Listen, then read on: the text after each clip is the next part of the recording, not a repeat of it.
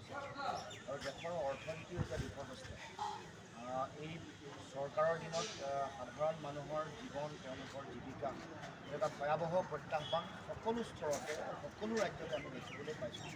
আৰু বিশেষকৈ অসমৰ প্ৰতি যিটো বিজেপি দলে জাতীয় অন্যায় কৰিছে, কাহ জাতি সাম্প্ৰদায়িক পৰিৱেশ সৃষ্টি কৰিছে, তাৰ লগতে আমাৰ অসমৰ ৰাজনৈতিক, সামাজিক, সাংস্কৃতিক ভৱিষ্যতৰ ভয়াৱহতা নমাই আনিছে। তাৰ ইতিমধ্যে প্ৰতিবাদ হৈছে, ইতিমধ্যে তাৰ বিৰোধ হৈছে আৰু ভোটতো ইয়াৰ প্ৰতিফলন আমি শক্তিশালী ৰূপত আমি দেখিবলৈ পাইছোঁ। যাৰ কাৰণে এইবাৰ প্ৰথম পৰ্যায়ৰ নিৰ্বাচন, 5টা সমষ্টিৰ নিৰ্বাচনত উজনি অসমত এটা অতি গুৰুত্বপূৰ্ণ আৰু শক্তিশালী বিষয়।